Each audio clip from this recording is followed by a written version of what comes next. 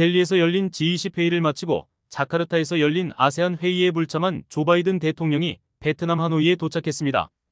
이번 방문이 왜 그렇게 중요할까요?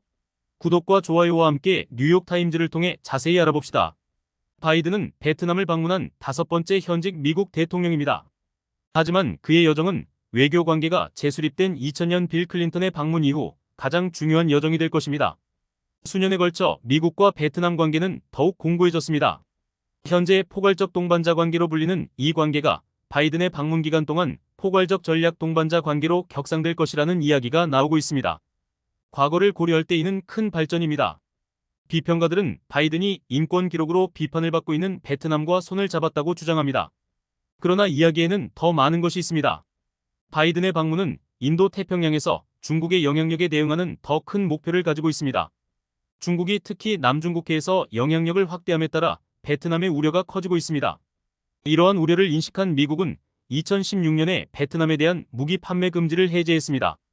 이제 두 척의 해안경비대 구축함을 판매하고 더 많은 방위 계획을 곧 발표할 예정인 미국은 중국에 더욱 도전할 계획인 것 같습니다.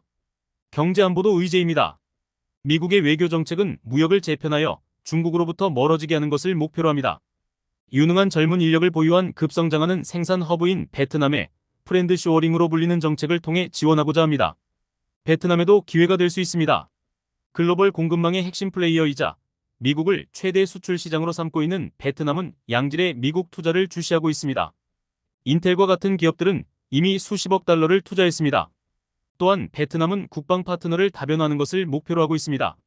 전통적으로 러시아 무기에 의존해왔지만 최근 러시아의 우크라이나 침공 이후 무기가 부족해지면서 베트남은 대안을 모색해야 했습니다. 중국의 반응은 별로 달가워하지 않습니다. 미국과 베트남의 관계 강화를 냉전적 사고방식의 증거로 간주하는 중국은 소외감을 느끼고 있습니다. 하지만 중국과 깊은 역사적 경험을 가진 베트남은 지나치게 우려하지 않습니다. 바이든의 방문에 대해 중국은 안심하고 있습니다. 하지만 결국 아세안은 중국의 최대 수출 시장이고 그 선두를 베트남이 달리고 있기 때문에 중국이 간과할 수 없는 관계입니다. 일부 미국인들은 베트남이 중국보다 미국과 더 긴밀하게 협력하기를 바라지만 그럴 가능성은 낮습니다. 그에 대한 베트남의 전략은 균형입니다. 특히 미중 관계가 여전히 예측할 수 없는 상황에서 두 글로벌 강대국 사이에서 중간 지점을 탐색하는 것입니다. 글로벌 역학관계가 변화함에 따라 베트남의 전략적 위치는 더욱 명확해지고 있습니다. 바이든의 방문으로 새로운 장이 열렸으니 앞으로 양국 관계가 어떻게 발전할지는 시간이 지나야 알 수 있을 것입니다. 매일 보기 힘든 해외 뉴스를 저희와 함께해요.